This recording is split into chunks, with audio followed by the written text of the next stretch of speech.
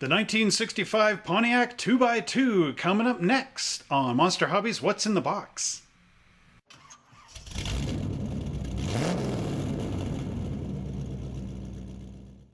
Hello once again, model car builders. Well, today the Pontiacs are coming in 2x2. Hurrah, hurrah. We have this 1965 Pontiac 2x2 by AMT Ertl from back in the day. But before we get to looking at this great model kit, don't forget to like, subscribe, and share this video with all your friends and family. Pound the notification bell so that every time I make a new video, you are the first one to see it. And now, without further ado, let's get this thing up to 100 likes, and then we will open up the box on our table. In 1965, Pontiac redesigned its large production cars, including the Catalina, the Grand Prix, the Star Chief, and the Bonneville. And this great AMT model kit reflects the changes. This Pontiac Catalina 2+2 was known as the GTO's bigger brother because this was the race performance type of Pontiac. This model kit came out under the Round 2 banner the RC2 banner in 2003. And this is tooled up from an older kit. This one has the tricarbs in it, as well as the nice interior and side panels, as you can see on the side of this box. And if we turn it over this way, you can see that the 2+2, same pictures in here. It's a skill level 2 kit for ages 10 and up. It requires glue and paint to put it together. Now, I have built one of the AMT Pontiac kits. This is the 1965 Pontiac Bonneville, as you can tell here in the side script. This was a very good model to put together. The Bonneville has the chrome underneath here, of course, and the nice stock hubcaps. Goes together really well and is a beautiful model once you put it together. This one came from the Prestige Series kits, which came out in 1989 and included a stand with a pen to hold it. So let's just move the Bonneville out of the way and get back to our Pontiac 2+2 kit, where I will just remove the lid and show you guys the instructions inside. So let's just move this out of the way, and once we see the instructions, we'll get back and take a look at our plastic parts. So now I'll just unfold this here. You can see the nice artwork. You could actually copy this here and then give it to your kids to color in if you got kids. Kids that are a bit younger, or you can color it in yourself just to get some ideas of your paint job upcoming. There are nice detailed history sitting right in here, telling you all about it. Oh, they give you some little backstory here. Ace Wilson and the crew at Royal Pontiac specially prepared a 65 2+2 that went well beyond the stocker's 376 horsepower and was campaigned by David E. Davis across the pages of Car and Driver magazine. Davis produced some unbelievable numbers like 0 to 60 miles per hour in 3.9 seconds. So this is similar to like an AC Cobra. And 13.8 seconds in the quarter mile at 108 miles an hour. That made the 4,400-pound Pontiac move like nobody's business. Okay, so there's some great things here. Motor Trends tested the stock 338 horsepower 2+2 was closer to reality. They ran the car from 0 to 60 miles per hour in 8 seconds. So some neat history on there. Now, I'll just zoom in the camera so we get an idea of how this all looks. So here we have the 65 Pontiac 2+2 instructions. It says here, construction note, you can build your Pontiac Bonneville as stock. So these instructions are the same as the Pontiac Bonneville, even though it's clearly a 2+2. Or you can build it custom. Below shows the stock engine assembly in step 2, and 3 shows the custom. Okay, so here we have our cylinder heads going on to the engine block, which also includes the transmission sitting in here. which appears to be, just based off this picture, appears to be a standard transmission, but we'll take a look at that a little more closely when we look at the actual plastic pieces. Okay, so here comes step 2, and this of course is our stock motor, as they call out for. So we're adding in our plated valve covers, the stock intake manifold and carburetor, our air cleaner. Funny, it says air cleaner, paint. Doesn't actually say what color to paint it.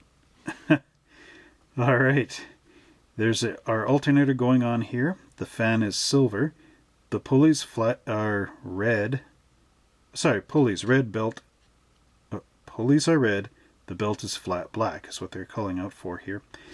And if we look just before that, they're saying that the engine transmission are steel, the cylinder heads are steel, and so on. Pontiac used a metallic steel blue color called Pontiac Engine Blue, so that could also be that color that they're calling for in the AMT instruction sheets. Now, if we move down here, there's our custom engine, which actually was also a Pontiac optional motor for that year. We have the 3 carburetors, which was a popular performance upgrade back in this era of the 60s, and a manifold as well. Pardon me, my lips are sticking together. But all the other components are shared with the stock engine for this assembly. Okay, so now we get into our interior. Let's go back a little bit.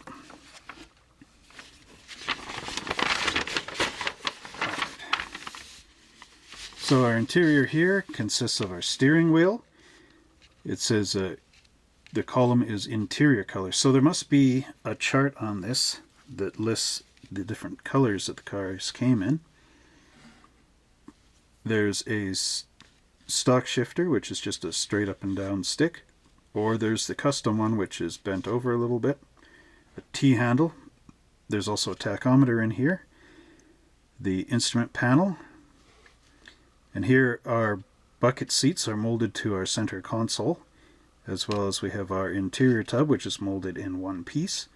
These have the loops on them, so I suspect that this kit was part of a screw bottom at one point, maybe a promotional, and then AMT altered it at some point in time to make it more of a model kit instead of a promotional model by adding in this radiator wall and radiator, as well as the battery. And down here's our firewall going into our completed interior tub. They show the heater motor on this side and potentially the brake booster for your powered brakes. Over here we have the windshield installation with the windshield going up into the body shell, your assembled radiator wall coming up into here, and your rear view mirror. Always remember where these contact to scrape away the paint so that you get the plastic to plastic gluing surface. Now here we have the body, fully assembled body dropping into the fully assembled interior with the firewall.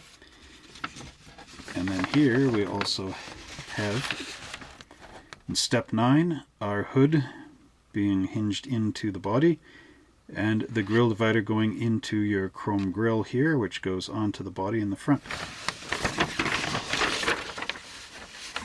Turning the instruction sheet over, much like my Bonneville kit, you also get these great Fender skirts that are on here, as well as your rear bumper, your 2 taillights, and you have a choice of Decal 1 or 2 for your license plate.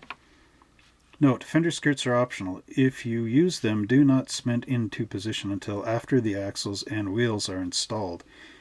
So that's how you got to do it.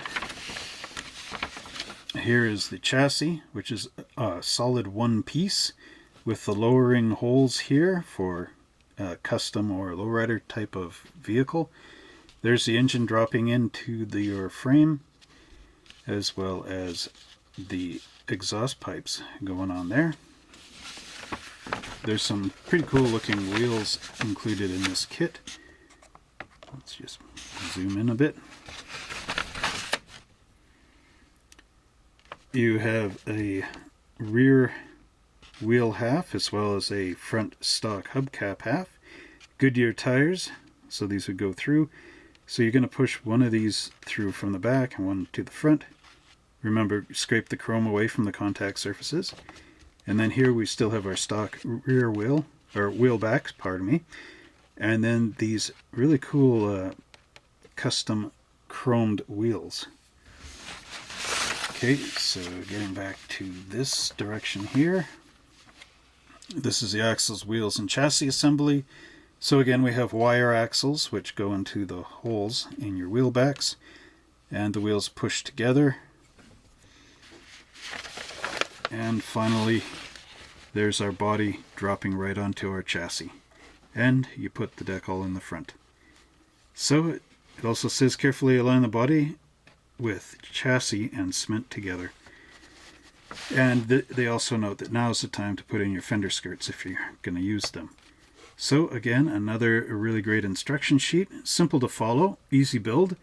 Now let's get down to our actual parts. Here we have a comparison for a change. Down here we have our Pontiac Catalina body, and up top we have the Bonneville that I built back in the 80s. Now, can you spot the differences? Well, of course, here we have these nice rocker panel inserts on the Bonneville, which are not present on the Catalina. We have the Bonneville script here and an emblem here, which are not on the Catalina. Instead, it's replaced with the 2+2 and the louvers on the fenders, as well as the 421 script right here, so that everybody knows what size of engine is in the Performance Catalina 2+2. Pontiac described the 2+2 as a flying machine for people who can't stand heights. So that's how it was sold back in the day. Quite a neat marketing feature. So, as you can see, AMT has used two different bodies for essentially the same kit. So let's take a closer examination of our body down here.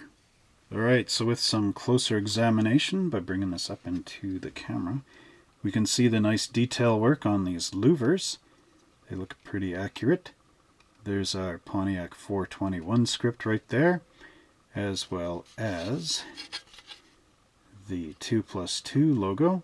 And as you can see, it's got the little crosshairs in there as well as the little lines, which is prototypical to the 2+2. On the back of our trunk lid is another 2+2 emblem. We have the Pontiac arrowhead right there on the trunk lid.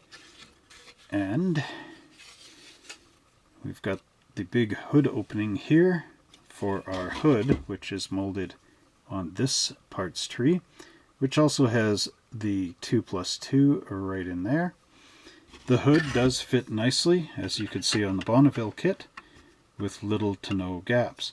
Although one thing I will recommend, if you can get some evergreen styrene strips, cut this out of here of course, but glue the strips along here with a little coming out overlapping here, so that when the hood rests in that hole, it's going to actually be sitting on something along the sides. I've done this many times, and it actually helps you to stop pushing your hood into the hood opening on your model kit when you're trying to show the car to your friends.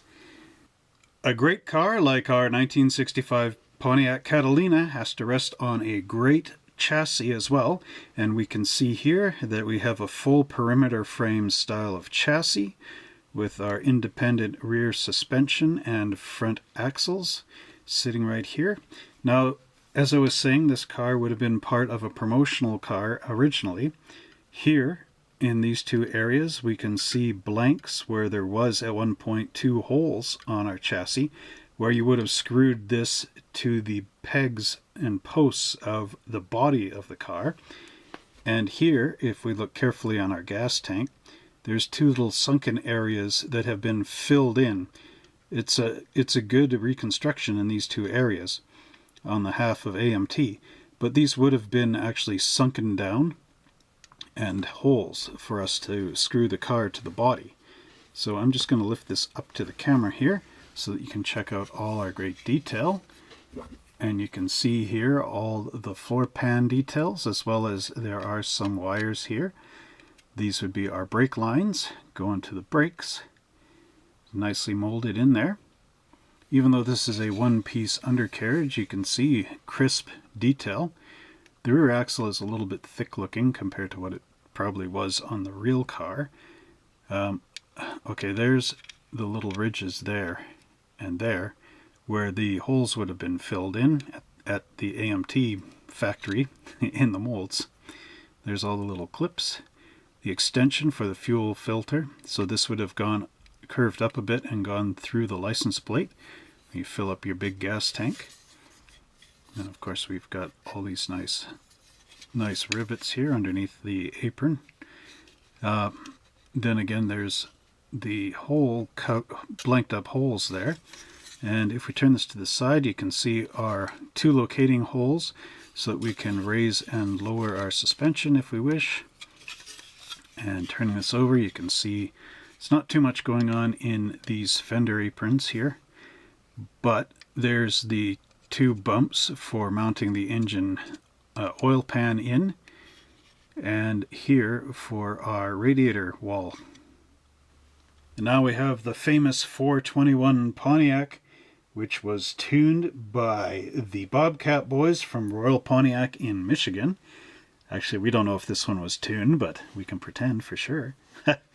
Okay, so actually they couldn't tune this, it's just a blob of plastic, but our 1/25th scale Bobcat boys could do it. Anyway, so this engine has a huge gaping hole right through the sides of it. Well, that of course is for our wire axles, which is very typical of the screw bottom kits of the era. We will take a look at the chassis, and I'm going to show you some stuff on that, but this is a pretty accurate Pontiac transmission. Here we have our exhaust manifolds. We have our cylinder heads, left and right, the battery, the alternator with a mounting bracket, which is quite rare on these kits. 64 Chevy Impala has one as well, but some of them just have an alternator that is held in outer space on the end of the pulleys, with no visible support. There's our fan, there's our pulleys. Here we have our air cleaner. There's the exhaust pipe little extensions that go off the manifolds. Here we have our intake manifold for the single 4-barrel carburetor that this air cleaner is from, as well as our manifold for the tri-carburetor model. Now we have these two part trees. This one contains our firewall as well as our rad support. There's your heater motor and your brake master cylinder. There's the center brace for your grille with the little Pontiac arrowhead on it. Then here we have our front and rear wheel backs. Now some of these have a longer tube here, I guess you'd call it. So these two are shorter than this one, so one of these would be in the front and one of them would be in the back. And then here we have our radiator. Now here we have a few more parts from our parts trees. Of course we have our hood here and our bucket seats with the console molded all as one piece. There's our left and right fender skirts, and here we have our 3-spoked steering wheel, which is a pretty nice representation of the actual Pontiac Catalina steering wheel. Now if we turn this over, you can see our fireproof mat underneath the hood. There are some mold marks in here that you of course have to take out with your number 16 a hobby blade. The seats have the nice center console and includes the gear shift pattern in here. This one actually looks like an automatic style, which is interesting. Alright, so let's take a look at our interior tub here. Now again, what's interesting is the transmission on the Pontiac Catalina is a standard transmission, and here again we have an automatic type with the pedals. So you'll have to actually make 2 new pedals. You could use evergreen styrene for that. Just get rid of this one pedal here, which is your brake, and redo them. Okay, so there's some nice detail in the seats. Nice little bit of tuck and roll going in here. The Pontiac arrowhead right up in there, as well as our door panels, which are pretty decent considering the way that they have to mold this with their mold. There's the loops here that hook into the underneath of the body. Next up we have our glass, and this is just a one-piece glass. There are no headlights in this model kit, but here you can see that in here it says Bonneville, and that would share the windshield with the Pontiac Bonneville that I built from the Prestige series. Here you can see the little loops for attaching our glass on the inside of the car, and here's 2 little notches in the front on the windshield where our hood hinges would pass around. And here we have my favorite parts of the model kit. This, of course, is the chrome tree, although sadly there's not as much chrome in this as there is, say, in the AMT 1940 Ford sedan kit with all the customized pieces. Here it's pretty bare bones. However, we do get 4 beautiful stock or custom hubcaps. Then here we have our 4 stock hubcaps. The nicely molded front bumper and headlight combination. So you're going to have to make a wash in here. A nice mixture just to bring out these headlights. And then here we've got our shift levers, and there's the valve covers, the rear view mirror, the 4 air cleaners for our tri-carb setup, and a sun tachometer. What's kind of cool about this kit is they have pressed in Pontiac in where the rear license plate goes. So sadly though, my rear bumper came loose. So let's just move this up to the camera here. Let it focus in so you can see how cool this rear bumper looks. See there it says Pontiac. So it's kind of nice, but sort of a shame that that has to get covered up with a license plate. But anyway, you can always leave a license plate off if you want. It's got a sunken in area here and here for your red rear taillights, and you'll have to scrape the chrome around there when you glue it in. So usually I'll just turn this up like this and scrape in the top part where no one can see it. I know a lot of people out there use the Elmer's school glue in there, but I'd like to have my stuff glued in permanently. So I get very careful with the Tester's liquid glue on a paintbrush. Alright, so I'll move that out of the way, and I'll bring up the front bumper. Try to get the camera to focus in on this here. There we go. So there you can see the nice detail. That detail in the headlights is pretty accurate. You know, a lot of people don't like the molded in headlights here because you've got to make them not look like just blobs of chrome. But I will say one thing about this. The headlights are in the right type of location. So they are horizontal lines and vertical lines going that way, right? When you have to do your own clear plastic headlights, I've seen many people, even in shows, where they have the headlights slightly crooked, or turned, I guess. The nice thing about these being molded in is that the headlights are always aligned. So anyway, despite having to fix up and tint it to make it look like a real headlight, at least you have them aligned. Okay. Oh, I think these little side things are some kind of exhaust dumps. Anyway, there we can see our nice hubcaps there, factory stock ones. We'll move over here. You can see the nice, almost reversed rim type chrome wheels. Not really reversed though. And there's our valve covers in the mirror, and our tri-carbs here, and of course our little tiny air cleaners in there. So again, very beautiful work done by AMT. And here we have the tires for our 1965 Pontiac Catalina, and they are Goodyear G7015's custom wide tread polyglass tires. These tires are pretty cool. As you can see, they have a nice tread pattern in here, and they are easy to sand out and make them look perfect. You could also paint in a little red wall right on this ridge that's in here on the tires. And we also get our metal axles here, and in the same bag are 2 red Pontiac taillights. And finally we have our decal sheet with 2 New Mexico 2+2 license plates, as well as 2 1962 Illinois Deuces license plates. And that concludes our review of the 1965 Pontiac 2+2. Well, I hope you enjoyed that amazing video of our Pontiac 2x2, and I wish you success in finding one of these great model kits out there in internet land or wherever local hobby shop you can find this baby. Because this one's mine, it goes back on my shelf.